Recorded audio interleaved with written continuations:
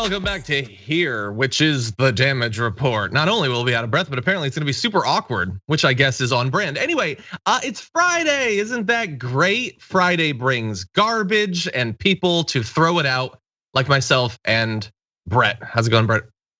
It's all right, man. I'm just trying to make my way in the world today, and it takes everything I got. I'm trying to take a break from all my worries. That sure would help a lot. And John, one burning question on the minds of all the dragons in the Dragon Squad is, wouldn't you like to get away? I don't understand. What? Sometimes I know it's music. No, Sometimes it's good. I get it. Go. I like it. I just don't. Have you been watching that recently? No. Anyway, it's rough today, man. We have there's just it's a different flow to the show, to main show, the Young Turks today, and I forgot to change headphones. Yeah, no, I like your gamer headphones. You're gonna start playing Last of Us during the stream. Anyway, so I'm not doing the Young Turks today. Why is that? Because presenting basically in an attempt to shift the burden off of some people who have to talk for 90 hours a day, such as John Idarola, and bring in people who can help with that. David Schuster will be producing or will be presenting hour 2 today, and Cenk Uygur will be presenting hour 1. And there's 2 other people on the panel, so we'll see how much they get to talk. That is very exciting. Very exciting to be replaced. That's cool. Anyway, Cenk is presenting an hour. When was the last time that happened? Tuesday. Oh, okay. Well, never mind. But before that, anyway, it was a year ago. So it was cute because exactly. He was all like, "I'm not sure. Oh my God, I hope it's okay. We'll see how this goes." But it went. I mean, he has a bit of experience, I guess. He only presented like 3 hours straight for 8 years or 10 years or something. Anyway, okay. So I just want to say, speaking of presenting 3 hours straight, the people who are joining him today are David Schuster. Wosny Lambre is going to be on both hours, and then Dr. Rashad Ritchie will be on hour 1. Dr. Ritchie has his own Twitch exclusive show every Monday after the damage report for 3 hours. So you can check out Indisputable right after TDR on Mondays at twitch.tv/2AT. Yes. Do that. Anyway, I do it every Sunday. He's awesome. On the Sunday stream, which you can watch from 3 to 6. Is yours 3 hours? It ends up being 3 hours, but most of it is us just giggling, all of us together. That sounds cute. Yeah. Anyway, yeah, I don't know how Rashad Ritchie does it for 3 hours, but I do know that he's awesome. So you should definitely watch it for 3 hours. So anyway, okay, lots of exciting stuff happening on the network today. Lots of exciting stuff happening here in this hour. We're gonna be talking about some big news. We're gonna be talking about some fun news, as the title of the stream probably alludes to. So a lot going on, and then we're gonna cap it off the way we always do by filling up the trash with the worst political garbage of the week. I don't know exactly what Brett's is gonna be. I have no idea what the community chose, so very excited for that. Mine is gonna be a bit of a throwback, so that should be fun as well. And that said, along the way, first of all, please hit the like button and share the stream. And beyond that, if you wanna send us some comments or tweets or super chats or anything like that, we'll be reading them as we go. And with that, Brett, you ready to do this thing? Sure. Okay, let's do it. Are you surprised to find out that the Biden White House is filled with a bunch of narcs? But anyway, no, really, the big news of the last day, at least domestically, is that despite the fact that it's a Democratic administration and the sort of like opinion nationally about marijuana legalization has really changed, the Biden administration has not changed that much, although they are scrambling to do damage control. The Biden administration has apparently required workers to disclose past marijuana use on a background check form, but told some new hires that it would overlook those who answered yes. Despite this, White House Director of Management and Administration Ann Philippe reportedly led a series of one-on-one calls with staffers this month, asking those who admitted to past marijuana use to resign or be placed in a remote work program. So dozens have been suspended, asked to resign, or forced to work remotely, as if you need to quarantine from someone who used to smoke pot. I don't know what you have to believe about the world to make any part of this seem like a rational system to set up, but this is what they have actually done. And one added little bit of context that I want to add to this before we launch into our commentary and some more details is they were like preemptively asking these staffers to resign because they once smoked pot in a place where pot is legal. But they had to be forced through like a week of negative press to get one of their press people to resign after he was threatening a female reporter. So like, what do you take seriously? What do you not take seriously? It is pretty clear in this case. But anyway, we've got a lot more. Brett, what do you think about this? Are you surprised?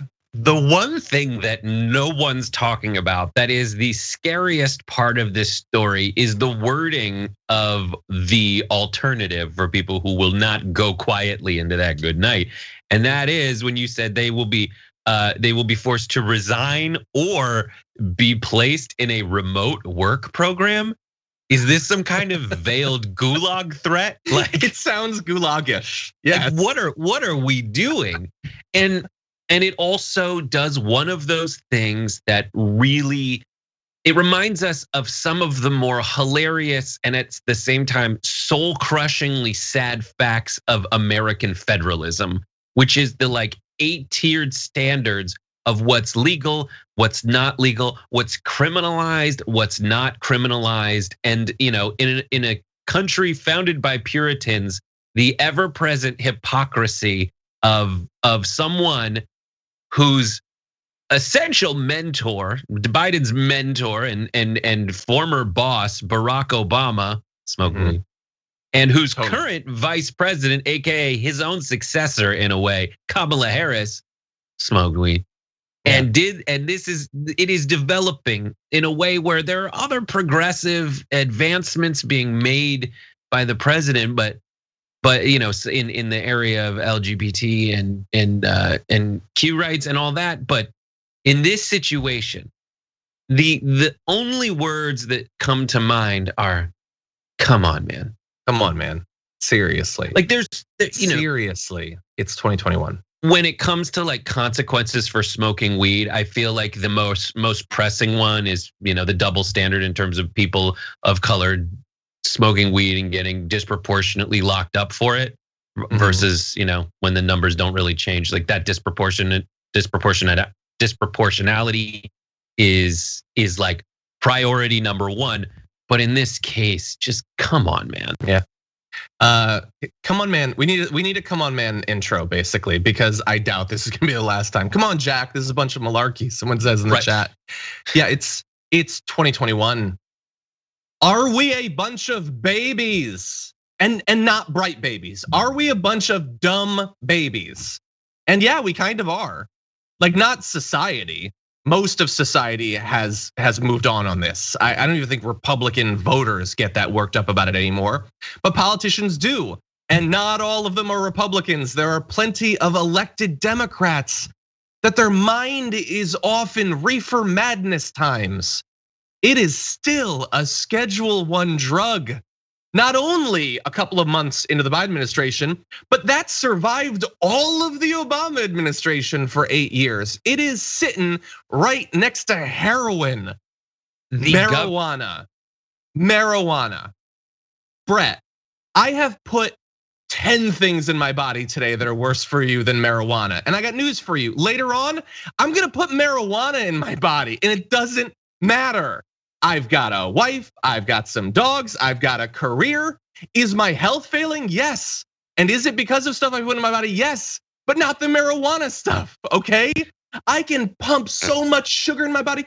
Do you know how much bargain rate gin I've drank through the course of this pandemic? And I could have legally drank 10 times as much. And I probably still could have gotten a White House job as a result of it. This is so stupid, you dumb baby.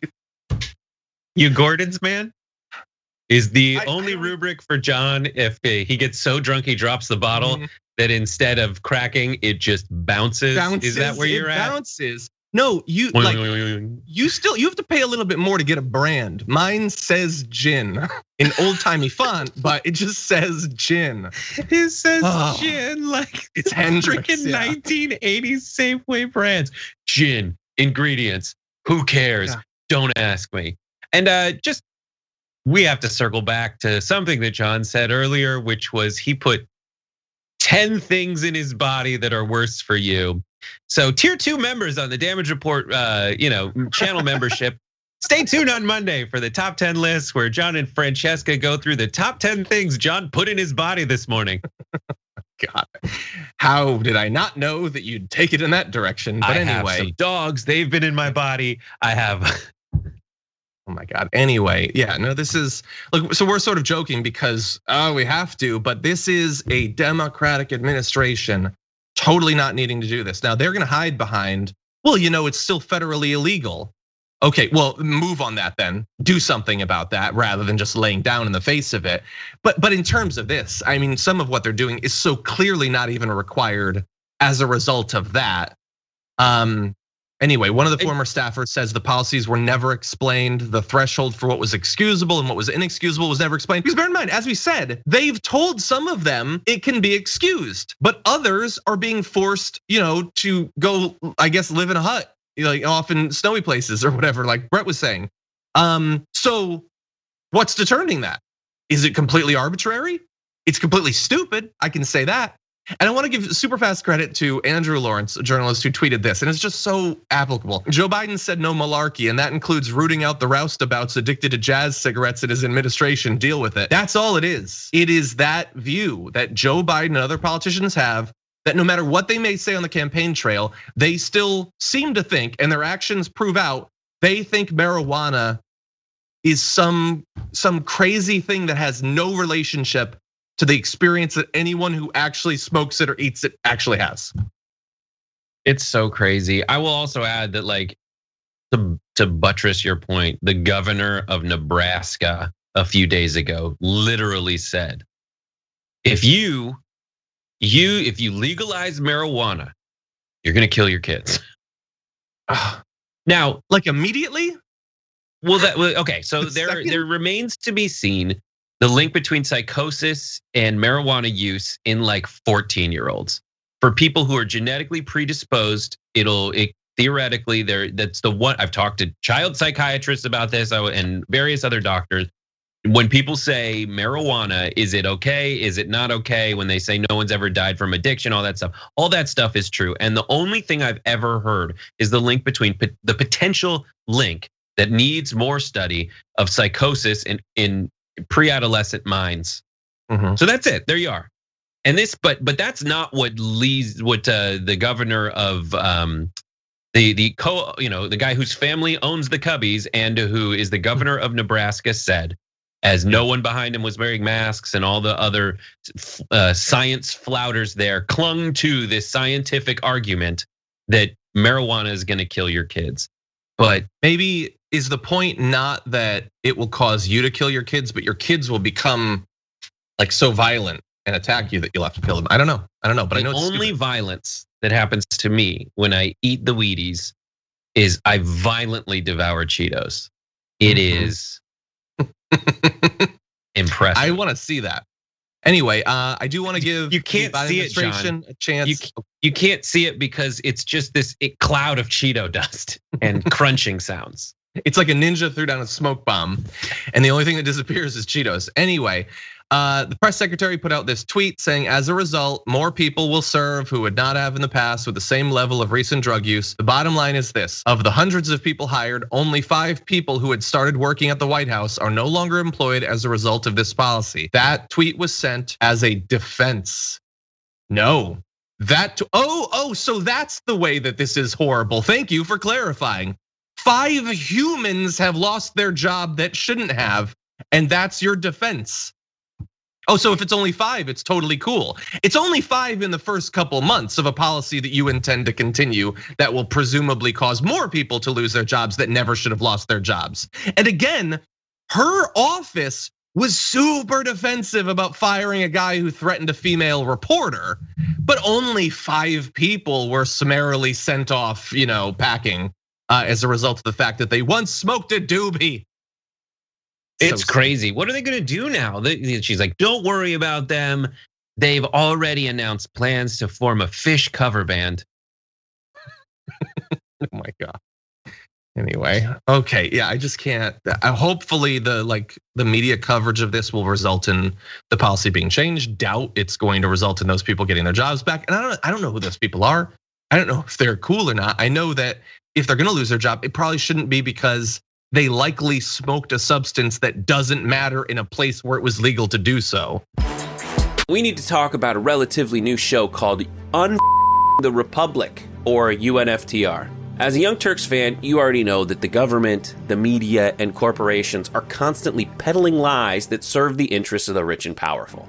But now there's a podcast dedicated to unraveling those lies, debunking the conventional wisdom. In each episode of the Republic, or UNFTR, the host delves into a different historical episode or topic that's generally misunderstood or purposely obfuscated by the so-called powers that be, featuring in-depth research, razor-sharp commentary, and just the right amount of vulgarity.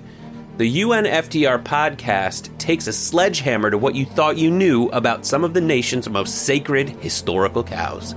But don't just take my word for it. The New York Times described UNFTR as consistently compelling and educational, aiming to challenge conventional wisdom and upend the historical narratives that were taught in school.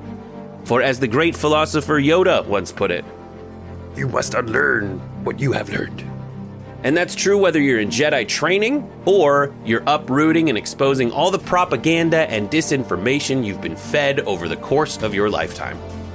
So search for UNFTR in your podcast app today and get ready to get informed, angered, and entertained all at the same time.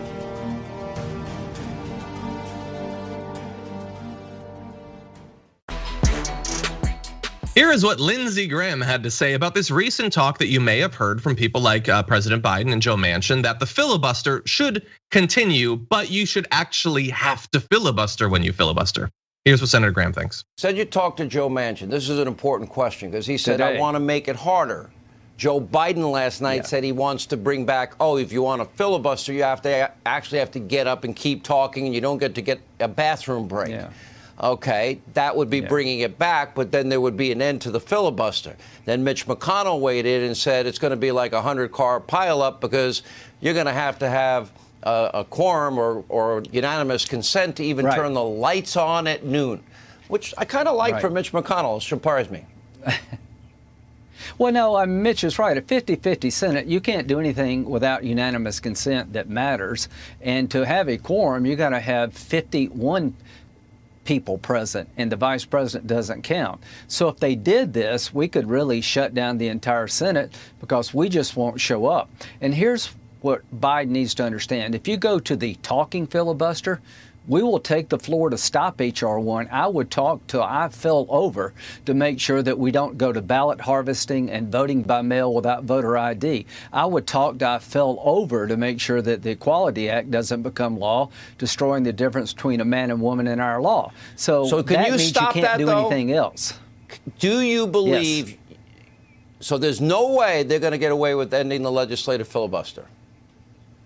Not with a 50-50 Senate, but I'm here to tell you that if we do not pick up one more seat in 2022 or at least regain the House, if they had 52 Democrats, they would deal Joe Manchin out and they would change the rules of the Senate. What does taking over the House have to do specifically with that? I mean, his general point, I think, is that they can then go back to stopping everything in a different way, but that has nothing to do with the filibuster. Anyway, Brett, there's a lot there.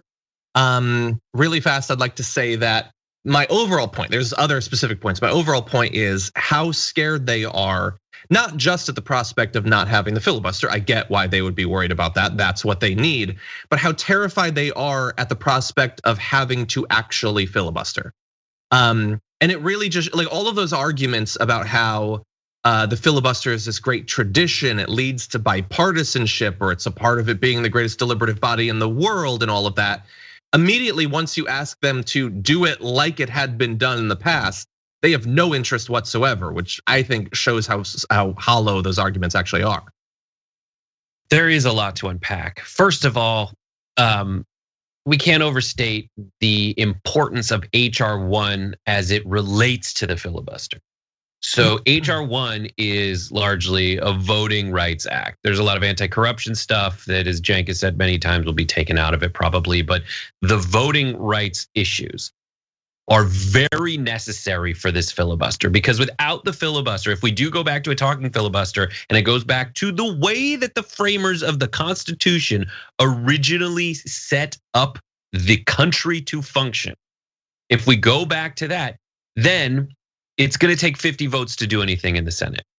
Now, the issue is, it is already, for two reasons, more likely that Republicans will win in the Senate. Will win the Senate. A, it's just there's more Republican leaning states than there are Democratic states. And so, and then when you look at like the way that gerrymandering has happened, as Republicans have invested jillions of dollars over the years to make it so that in states, when they draw their districts, Republicans are overrepresented as it comes down to like a proportion of the population.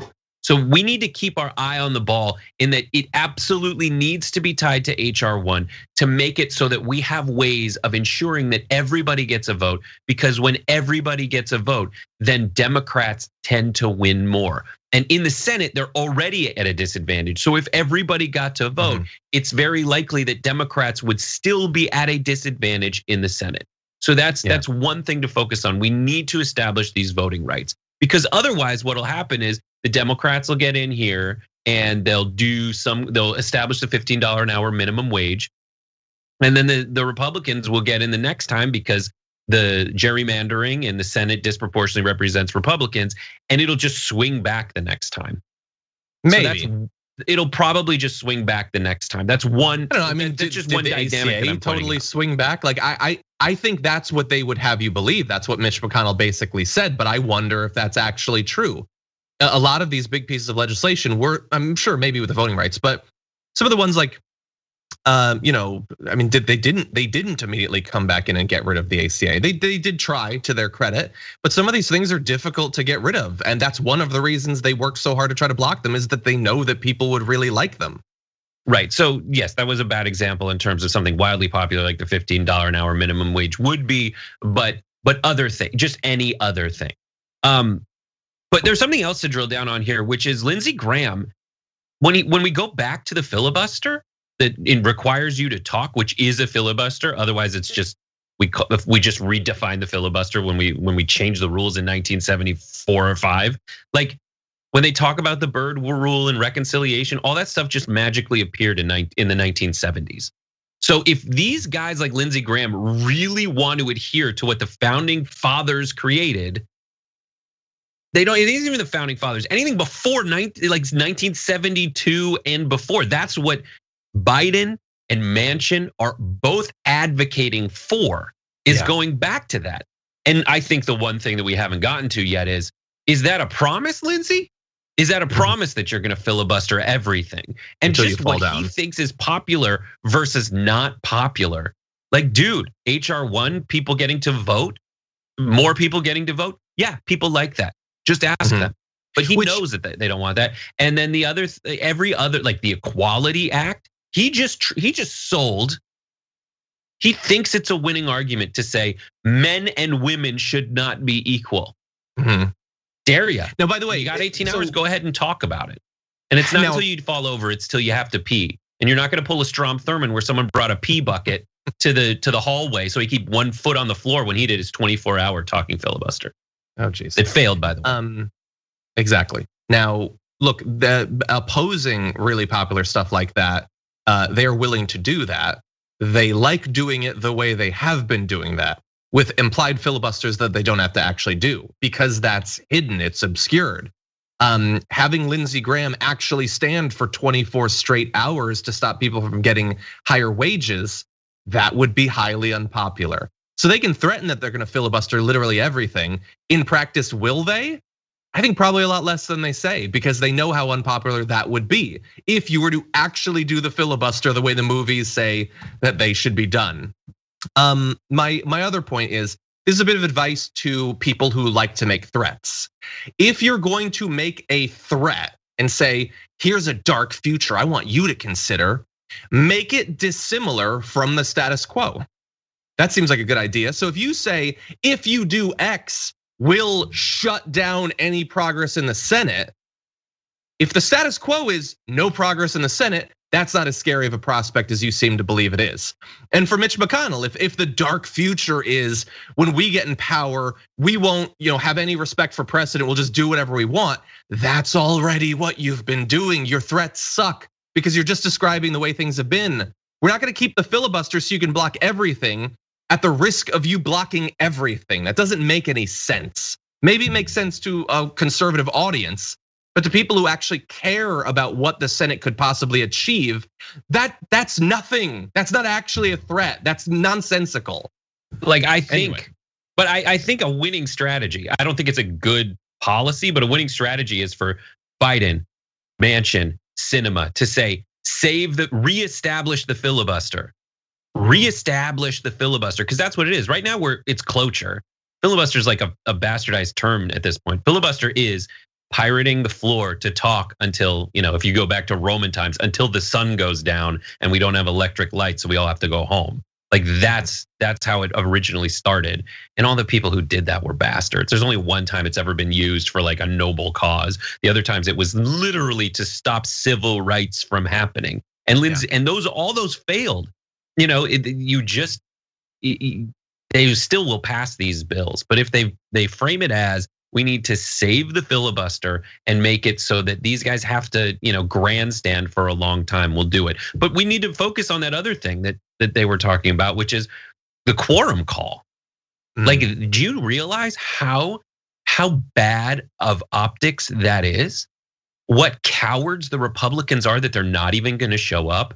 Historically, there was something very similar to that in the past. In the House of Representatives, it was called the silent filibuster, where they would do roll call, and if you didn't say here, you technically didn't, meet the requirements for quorum. And it was a big problem around what time? The Civil War. Like it was used to stop it. And so at that time, also we have a proud tradition of people overcoming obstructionists. So what they did in that time, when people were silently not saying here, so they wouldn't be counted. The sergeant at arms locked the doors, and the person doing roll call just said, "I see you, you're here. I see you, you're here." They freaked out. Folks ran for the doors, found that they were locked, and the vote happened. And there was a huge fight on the House of Representatives floor because some folks made some terrible threats to obstruct the original intention of the Constitution. And when they got called out for it, they ended up losing. Yeah, because it is a cowardly move to say, well, we're just not gonna come to work. Yeah. Ripley's, believe it or not, has wax figures of different prominent people in politics and in media. They have this one of Donald Trump, which you can see there. Although nothing against Ripley's, I like Ripley's, but can we zoom in a little bit? I don't know about that. Brett, what do you think? Well, if it's believe it or not, I'm gonna go with not. They did give you the choice, to be fair. They're very clear. It's up to you, man. But anyway, sorry, I messed up because I said they have that. I guess they sort of do in storage. You can't see it though, because apparently they had to pull it because a few museum visitors with intense feelings and a lack of self-restraint kept pummeling him. They punched and scratched the figure, inflicting so much damage that management had it pulled from public view. Visitors' attacks apparently increased as the 2020 presidential campaign heated up early in the summer. Not even moving Trump to the lobby, where ticket attendants could keep an eye out for attackers, stopped them from taking shots at the statue, which you can see is dressed in a blue suit and the Republicans' trademark red tie, which I assume comes out the bottom of his coat and trails down to the floor. But anyway, we've got some comments from them. Brett, this is stupid. I just think it's the funniest thing that people see. It's not him, but they can't help it. They have to get their claws into it. It's the anti-wax movement. All these anti-waxers are out there. And they're not following the science. It's all conspiracy theories, and they need to stop. And it's also cancel culture. Yeah. They're trying to cancel representations of the president of the United States from a previous term. I love it. I don't think that's the actual one, because this is in Alamo Plaza. I don't understand the Ripley's, believe it or not, but yeah, that's not Orlando, Florida. This is just that you just showed an example of a Trump one. But good God, man, that is, I get it. It's not good. And when you think of all the other punchable, scratchable people that are represented in wax museums the world over. It's really, he should wear it as a badge of honor that people are going up and just punching that face. And let me give you a little bit. Yeah, go for it. Clay Stewart, regional manager for Ripley Entertainment, said, "We've always had trouble with the presidential section because no matter what president it was, Bush, Obama, or Trump, they've all had people beat them. The ears were torn off Obama 6 times, and then Bush's nose was punched in. People are just aggressive about their political party. When it's a highly political figure, attacks can be a problem." But my favorite part is someone found the initial press release to announce that they were going to have the Trump because they wanted people to be excited and come to see it. This is back in 2017. And it says, "Just as in real life, wax Trump is polling at about 50%. Loved by some visitors, loathed by others. Come by and show your love or dislike for the president-elect." Well, you can't say that and then get overly pissed when people start punching it. Like you said, show your dislike. They did, they did it. I love it so much. I love this story so much. I love the idea of people showing up there and saying, I obviously have to punch him. I obviously have to punch the president of the United States in the face. And I don't think it's just the political issues. I think there's definitely some very base level instinct of the uncanny valley here because something is being stolen. And I think it's my soul when I look into the dead, almost eyes of the president. Yeah, they seem like monsters, basically. It's cool that they seem like monsters. So I will say, I immediately begin thinking, why not just charge extra to punch it? That can pay for repairs and stuff. But overall, like, I guess to be Debbie Downer, don't punch the figures, especially the political ones. Like we would hate it if it was Obama being punched or when they had the Obama targets for gun ranges and everything. We're against political violence. Now this is a far cry from storming the Capitol, but the idea that people should get worked up and want to physically take it out on politicians, let me be a Debbie Downer and say I don't think you should do that. Yeah, I love it. I can't wait to see the spin coming from people on the right, basically attacking folks for being like, this is worse. This is worse than anything. How dare you? We must protect wax images. Like they're gonna go full Prophet Muhammad on it and be like, no images. Unless those, maybe, I guess not. I mean, then Trump would lose it. He would lose his mind. I mean, the guy spent $10,000 for a painting of himself from that he stole from charity. Like that's amazing. And I think that's actually the most interesting part of the story is how Trump feels about this story. Because one, he definitely doesn't want people punching him. But two, the idea that they would get rid of any image or homage to him has got to work on the inner creases of his soul. Yeah. And if Francesca was here, she would talk about his other outer creases. Anyway, she's been really driving me insane. She was asking about what his underboob smells like, right? I know. She has figured out a particular sort of comedy to drive me mad, actually. What did the oil industry know and when did they know about it when it comes to the link between basically the entirety of what they produce and the effect that it has on worldwide pollution and specifically what that then does to our health? Well, it turns out they knew a lot and they knew a lot a long time ago. And there have been bits and pieces of this for some time. Old documents that get leaked and all that.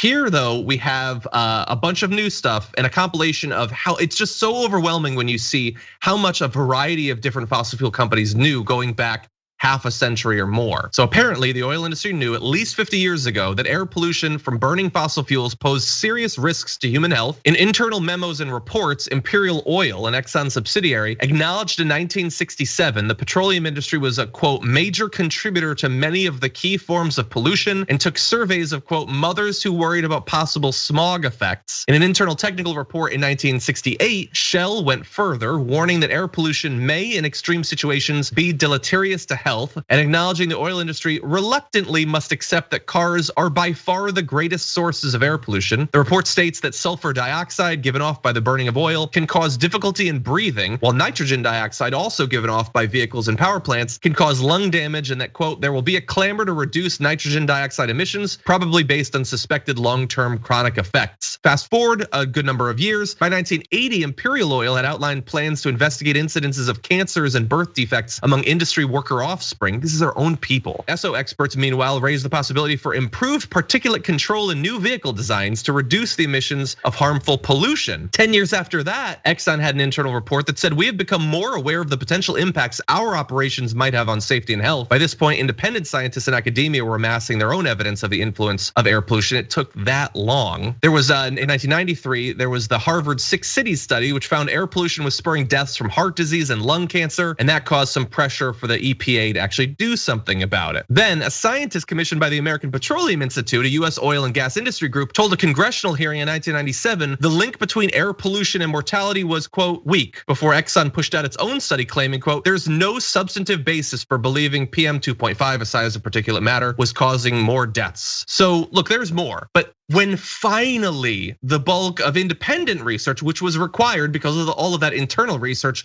was hidden for literally decades, once the independent research caught up and showed that this is a very clear and, in hindsight, obvious connection that is killing tons of people in the US and abroad, they began lying. Even though some of the people they deployed to tell the laws before Congress probably hadn't even been born when they first started to themselves diagnose the connection between the pollution that was an inherent consequence of their operations and the effect that it was having on people's health. Yes, Brett, what do you think? If you look at the timeline, also obviously, like this, if you look at when all this stuff was happening, around the middle of the years John cited was when Nixon, a Republican, started the EPA, and everyone's like, these are just scientific ways of explaining what people at the time were very obviously suffering from and knew about. If you looked outside your window in a metropolitan area, like no one people, this is gonna sound very David Rubin-y, but in the show Mad Men, the guy kills himself by inhaling, he knows to kill himself with inhaling what's coming out of his car. People know, no one was like, it's probably pretty good for you. Everyone knew that. So that's one aspect. Coughs are getting out the toxins. So what's the other aspect? These are sometimes the kinds of studies that you need to come out in order to kind of shake people once again and say all of the posturing, the economic posturing from big businesses that try to tie this to jobs is really just tying it to income of wealthy CEOs who want to keep killing people, period.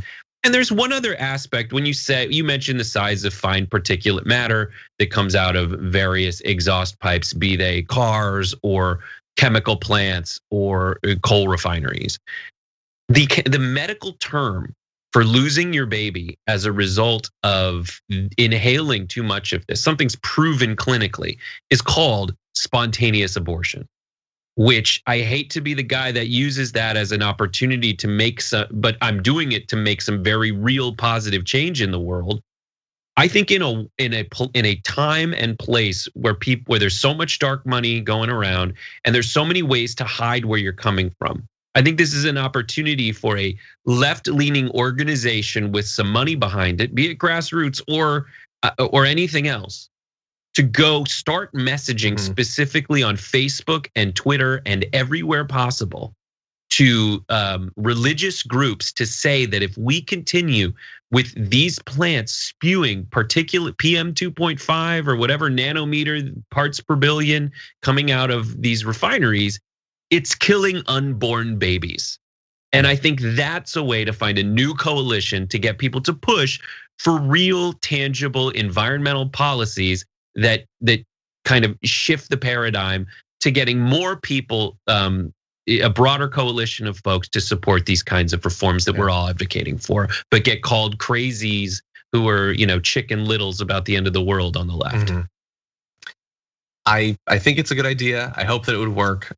not to have a knee-jerk reaction, but I feel like all of the arguments about abortion that are placed in a wrapper of wanting to protect babies, I think all of that is totally fake, and it is just about the abortion. These people do not seem to, in other areas, care about child mortality and all of that. But it's a clever idea. It's certainly something worth. No, you hate it. I'll hang up. The last, like my ideas. It's fine. It's just Skype. Go ahead. Have a fun rest of the show. It's an idea that is well placed for a rational, logical world that I wish we lived in.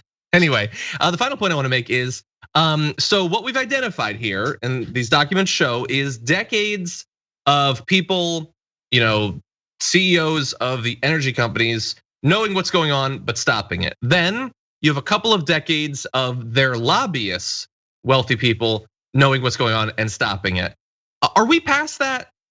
We're not past that, because I want to jump ahead. Last year, in the midst of a historic pandemic of respiratory disease, Trump's EPA decided to not strengthen standards around fine soot particles. A Harvard study found that air pollution was associated with worse outcomes for people with COVID-19. Because remember, when he got in, the EPA was taken over by the exact same people, basically, that had been lobbyists, that had been working at these industries. They had just fully invaded and could now give them whatever they wanted from the inside. So Trump is gone. That's good news. Is the Biden EPA going to strengthen these standards? Are they going to produce more regulations on this sort of pollution, both when plants produce it, when cars produce it? It remains to be seen. But we've already wasted decades and decades, and God only knows how many people have died around the world. It is many, many millions of people have died as a result of this sort of pollution. How many more years are we going to have to wait? That would be my question. Ron DeSantis is the governor of Florida, where he 100% did not win the pandemic, regardless of whatever Politico might have to say about it. But that's a story for another time. He wants to distract you from the many, many failures along the way of him as governor by doing this. Take a look at his announcement of what's going to happen with the educational curriculum in Florida. Florida civics curriculum will incorporate foundational concepts with the best materials, and it will expressly exclude unsanctioned narratives like critical race theory and other unsubstantiated theories.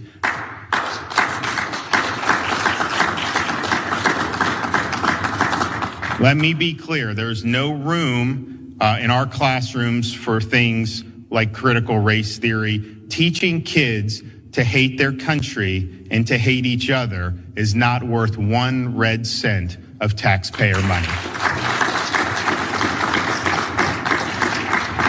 So we will invest in actual, solid, true curriculum, and we will be a leader in the development and implementation of a world-class civics education. So Brett, first let's know, as I saw in Twitch, cool clapping. Like this is supposed to be red meat, and they're like, I guess, is this good? Now, I have a potential explanation as to why people are a little bit confused, and that is that when you see the governor say that he's blocking the teaching of critical race theory in Florida state schools, that might lead you to believe that it's taught there, but it's not. Critical race theory is not part of Florida's social studies standards for public schools, nor a course taught by its teachers, according to the Florida Department of Education's website, listing classes and the benchmarks that must be covered in each grade and subject. So in theory, it could be potentially somewhere, but it's not. So banning it is awful for all of the obvious reasons that have led to him doing it, but also because it's not changing anything. They don't teach it now as part of the official curriculum. Right. So yeah, I'm against monkey strangling me, then cutting off my head with a sword, because that's really something. Yes, that doesn't happen. No one gets strangled by monkeys and gets their head cut off by monkey swords. Like you just said it was a threat. You weren't here for it, but I vanquished the fictional fiction threat. It is all about fear, and I do want to point out, Florida will continue to give the world-class civics lessons that it always does. Florida, home to one thing everybody knows: Florida man. Like Florida, notorious for being bad at knowing stuff, at being, quote, decent members of society. They're infamous for sucking at that. And it's due to exactly this approach. So when they say the world-class civics, that same demo that he's trying to fan the flames away from or toward, based depending on your perspective, they want you to teach everybody that dinosaurs and humans coexisted. They don't, and if what are you going to go toward more science-based teachings, more explicitly empirically proven non-social science, but more science-based teachings? Then let's talk about climate change. Let's talk about all that. It's just that this thing about the right, whether it's influencers like the Dave Rubins and increasingly the Glenn Greenwalds, like their job is to just absolve white D-bags of any responsibility, and in exchange they get Patreon dollars for that group. But for all the politicians, they get put back in office because all they do is tell everyone, no, you never did anything wrong. Everything's perfect. The way that you've been in control without ever being questioned or challenged, you get to keep doing that. And everyone who's questioning or challenging you is evil. Critical race theory, when it boils down to it, is just saying, let's acknowledge some realities about America.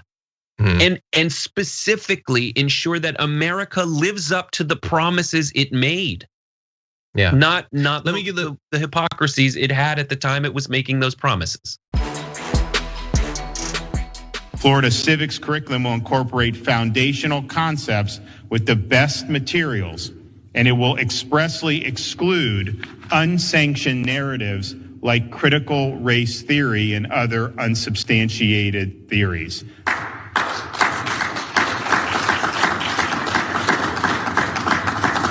Let me be clear, there's no room in our classrooms for things like critical race theory. Teaching kids to hate their country and to hate each other is not worth 1 red cent of taxpayer money.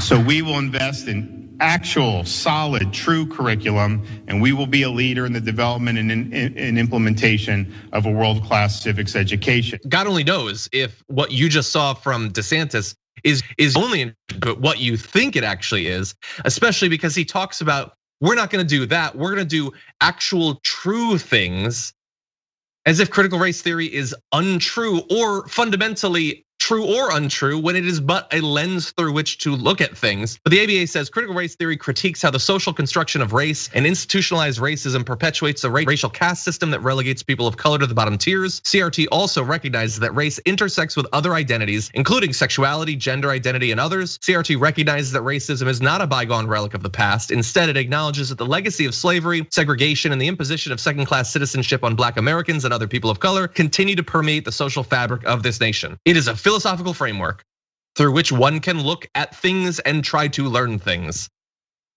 And he doesn't like it. But there's one other thing I want to talk about this. We can circle back, but my last thing is, what is the biggest threat to America?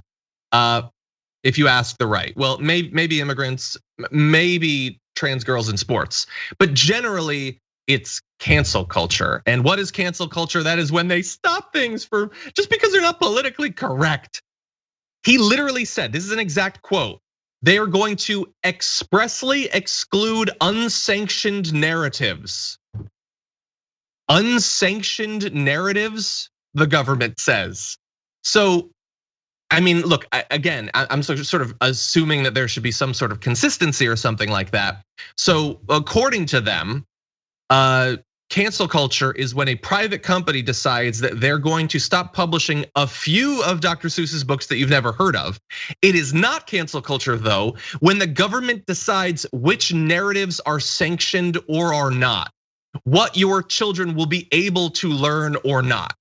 I mean, if cancel culture exists, if it is supposed to be a threat, there can be no better example of it than one politician deciding what you're allowed to hear or not.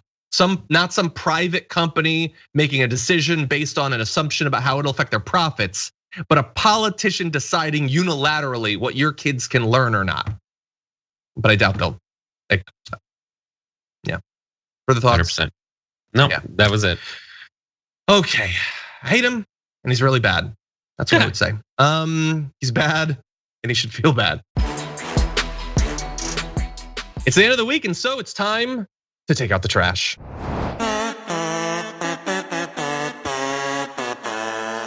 Okay, every week I choose a garbage person, Brett chooses a garbage person, the community does as well. For this week, there was a lot of garbage this week. And so usually we don't repeat. Like the garbage person usually won't be something we've already talked about, but sometimes exceptions need to be made. And so my garbage person is going to be something I just want to put a pin on this and remind people that with some of the terrible violence that we've seen over the past few months, and especially this week in Atlanta, Donald Trump is my garbage person once again. A bit of a throwback, he's not president anymore, but sometimes the things that he did as president continue to make our country just a little bit worse long after he's gone. And so I want to remind you that while we don't know for sure if there's a direct connection between Trump's constant stoking of racist hatreds and fears to the Atlanta attack, it certainly hasn't helped in this particular area. And so here's a great mashup, by the way, that was put together, I believe by Stephen Colbert's team for Trump's encouragement of a very specific sort of xenophobia. COVID-19, or as I call it, the China virus. The China virus. The China virus. The China virus. I call it the China virus. I call it the China plague. Kung flu, yeah. Kung flu. Yeah, oh God, the one that I think might have been at CPAC, just it makes me more mad because when they would claim that they're doing it just because it's important that you recognize where this came from, that was obviously just transparently not true. But him just like grinning a little bit as a bunch of young racists love that he's making a racist joke in a public place and he's just having fun with it, not caring that people at the time were telling him, hey, could you please stop doing this? This is leading to tons of harassment and hate crimes. Could you not do this? But he's having fun. The racists are having fun. And so I have a little bit more that I'm gonna add to this, but Brett, thoughts? There's like there's all the obvious things, but there's another like not as obvious thing that's specifically like your logic breaks down even further if you hate Chinese people in America. First of all, I hate Chinese people in America because they're of Chinese descent or left China. It's like they don't want to, like if you're angry at the Chinese Communist Party, odds are so are they. They're here. They're not there. They left there. What's wrong with you? The same people are like together with Cuban refugees in America talking about how bad communism is in Cuba. Well, why are you not with the people who left China to come here?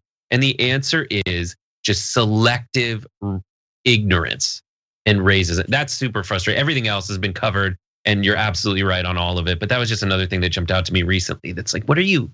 You're gonna beat up someone who also left China? Morons. Yeah, they're here. They want to be here. They want to be part of us in exactly the way that every one of us has become one of us.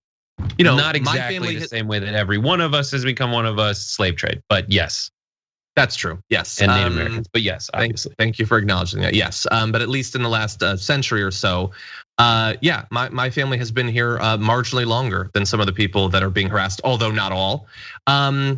And when we came over, it was for the same reasons, in the same way, and we're largely greeted in the same sort of xenophobic way. But we have no historical vision whatsoever.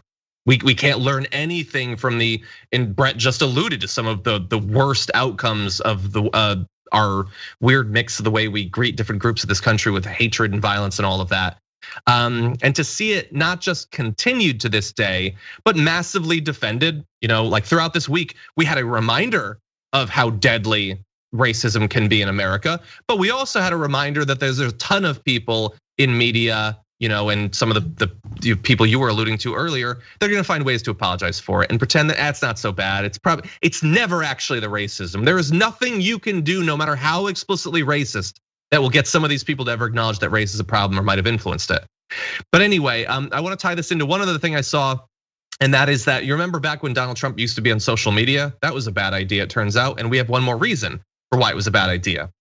There's a study. A tweet by then President Trump using the phrase Chinese virus sparked an increase in the use of anti-Asian hashtags on Twitter, according to a University of California, San Francisco study published earlier this week. Researchers examined nearly 700,000 tweets containing more than 1 million hashtags in the days leading up to and after Mr. Trump's tweet. The United States will be powerfully supporting those industries like airlines and others that are particularly affected by the Chinese virus. We will be stronger than ever before, he tweeted. Actually, it's almost the exact year anniversary. Researchers also found that those who used the hashtag Chinese virus were significantly more likely to use other overtly racist hashtags. Those who use the hashtag COVID-19 use fewer racist hashtags. So once again, just like with the big election lie, him saying these things publicly lead to more people doing it.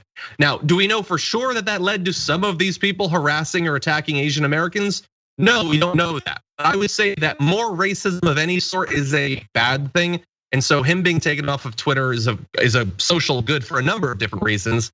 Here is just one more piece of evidence of that. Yep, that makes sense. He is horrible. I don't like Trump either. You would be shocked to discover that I don't like Trump either. That's true. I'm not a fan.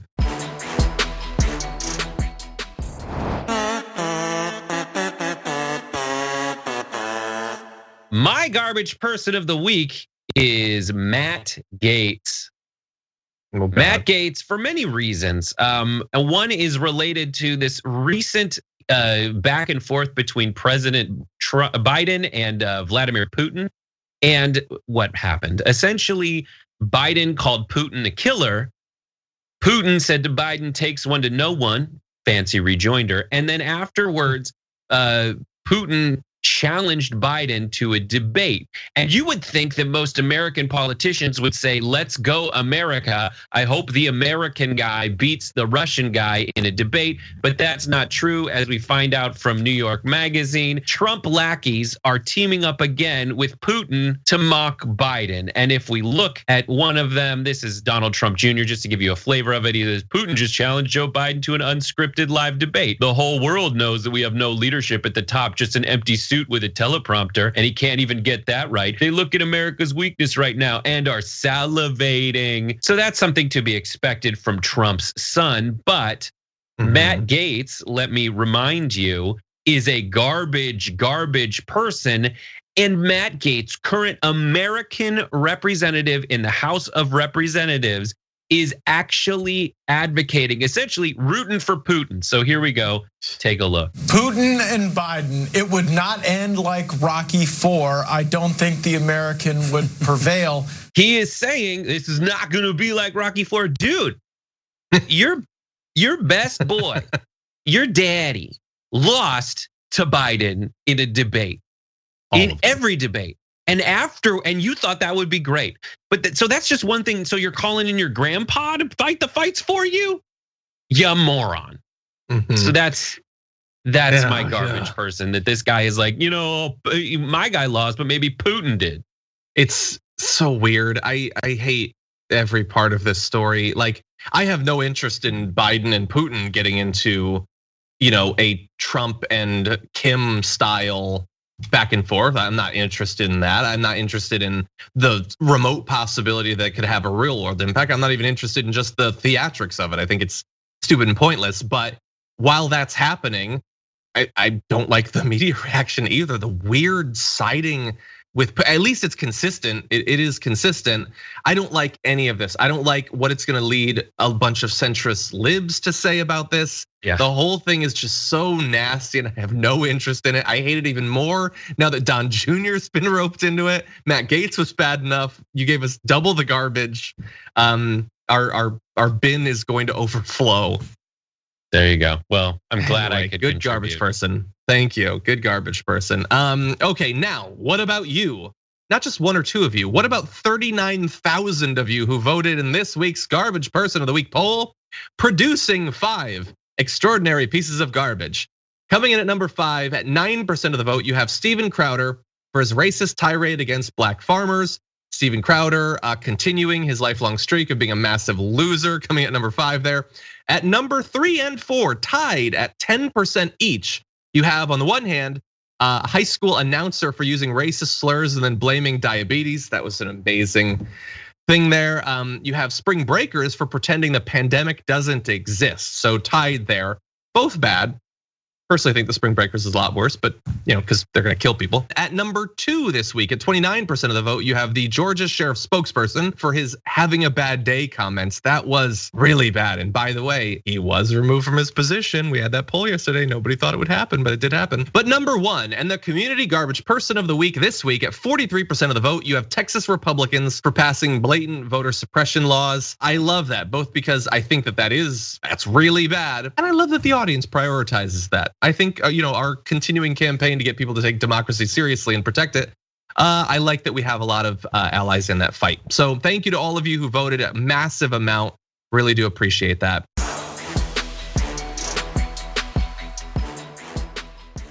Thanks for listening to the full episode of The Damage Report. Support our work, listen ad-free, access members-only bonus content, and more by subscribing to Apple Podcasts at apple.co/TYT. I'm your host, John Adarola. I'll see you soon.